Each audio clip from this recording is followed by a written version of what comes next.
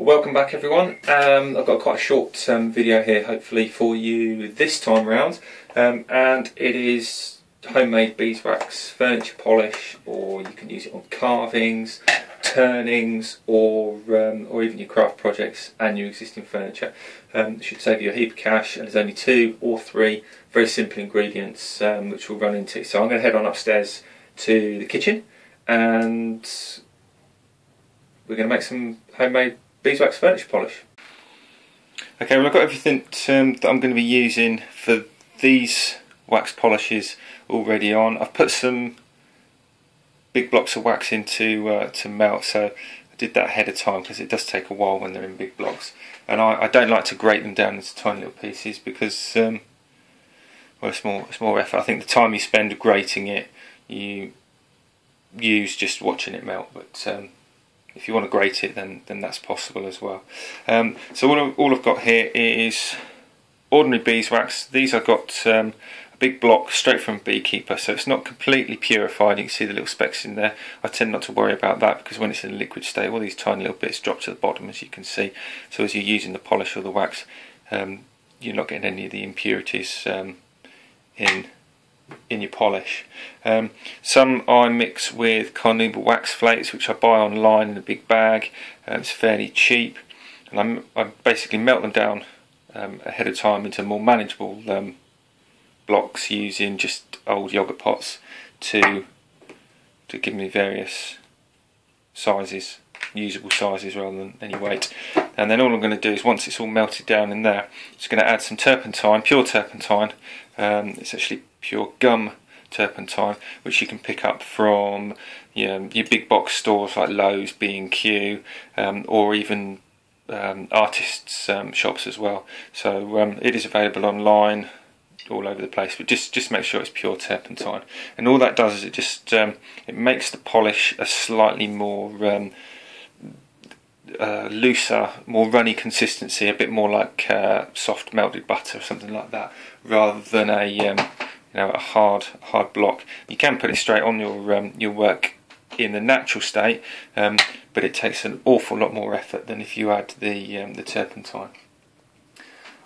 Sometimes I also like to add in raw linseed oil as well, not very much, just a little bit. Gives it a nicer smell and of the polish, so it sort of kind of takes away the solventy smell of the turpentine. Just give that a little stir around. That's very nearly ready. The other thing I do, because I turn as well, as you've probably seen if you've watched any of my other YouTube videos, any turners out there, certainly from the UK, will recognise what that is. That's a commercially bought turner's stick, which is a very high content of carnuba wax. I use the natural beeswax, and again with a higher percentage of carnuba flakes just mixed in with that, and then pour it in these ice cube trays I got from a 99p shop, and just fill them up, and they're a nice helpful size for turning as well. So any turners out there, these are expensive, these are quite cheap. So put those to one side. Okay, just going to get rid of this big lump and take it out of the water.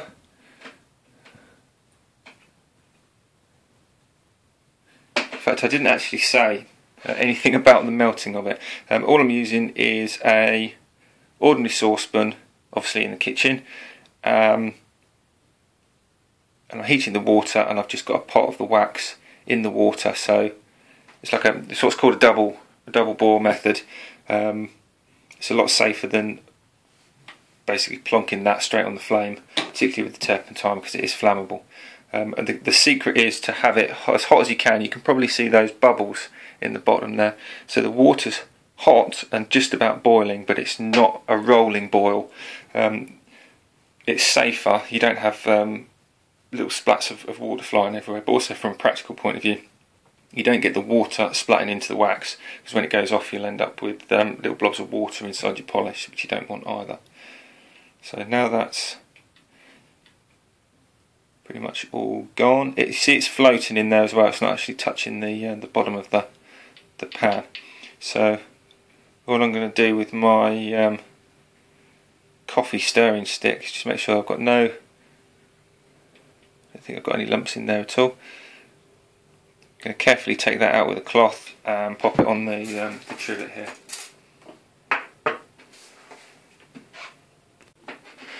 Right, so the wax is out of the hot water, the water is still hot, but I'm going to leave that there. And all I'm going to do is I'm going to add in some more of this this turpentine.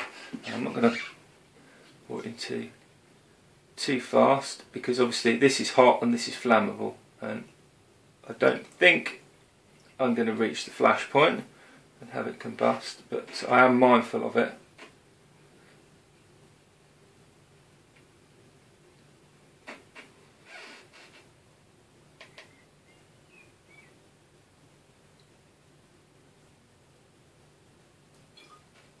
I've got a tiny bit left there, so I'm going to need to get some more at some point.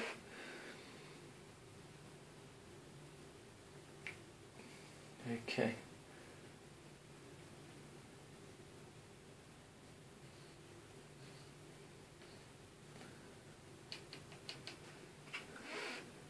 Right. Literally, that's it. All I'm going to do now is I'm going to leave that to cool and come back when it's in this kind of state. This is still quite a hard one, but I like to use these pots rather than jam jars, because I can easily get right down in the bottom with a rag if I'm going to rag on, or even a brush sometimes if I'm brushing the polish on a piece of work. It just makes it a lot easier than trying to get to the bottom of a jam jar. The other thing you can use is, if you have, well, know what these tins are, there's those sweets that you used to get, or your mum and dad probably used to have in the car. It comes with all that white ice and sugar on it, like car travel sweets. They're really really good to have, say, travel sweets for the car, because it being a tin. But the plastic airtight containers work just fine. In fact, they don't even need to be airtight. It's purely convenience. Right, I've also got another option here if I wanted to. I could mix up some solvent or spirit-based wood stain to whatever colour I wanted, and add that in its liquid state as well, and that would darken up the wax, so you have almost like boot polish or shoe polish, and you can grade that depending on whatever the colour of your stain is. But I'm going to leave it natural on this one, because I like to stain the wood, not the wax. But then you can put it straight on with a brush, and you don't have to stain it if you do it that way. So that's basically it. I'm going to leave that to cool, and we'll come back once it's all set and hardened up. Here's the finished wax polish.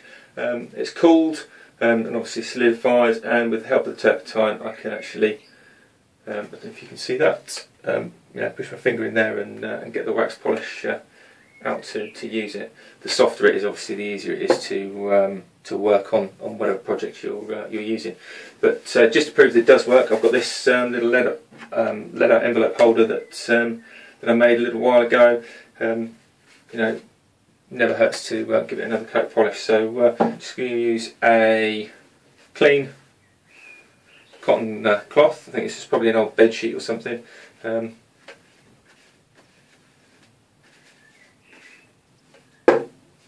just going to apply the wax. You probably see it dull over.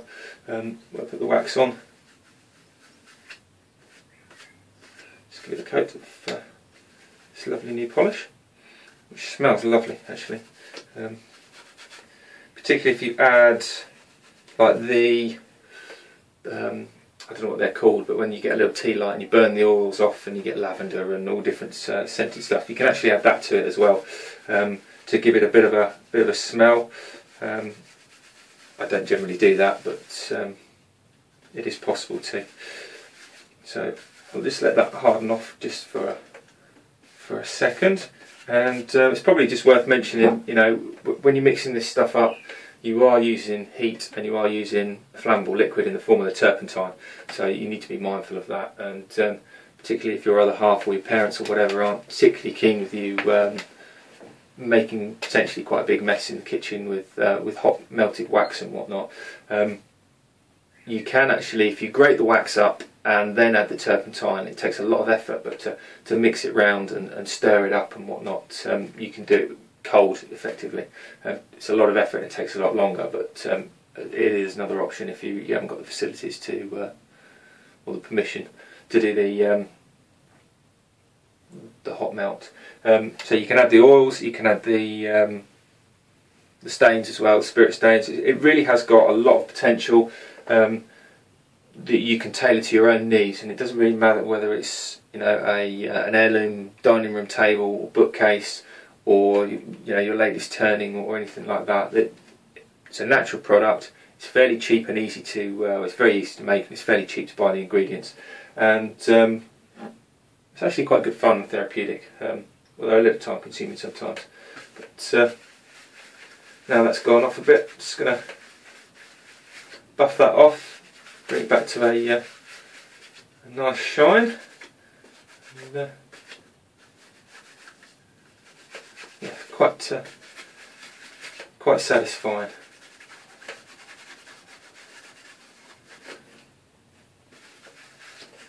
Not bad at all. I'll hope you've enjoyed or learnt or both. If you have, then please do subscribe. I do put videos out as often as I possibly can, and at the moment I've got quite a few in the pipeline for both the woodworkers specifically and also the crafters as well, because I appreciate that some of the stuff as woodworkers we do is actually transferable over for the crafters as well. So hit the subscribe button wherever that is. I'll put links into my Facebook page and also to Keek, where you can see the updates and whatnot. So hopefully that's fun, and we'll see you again in the next videos. Cheers.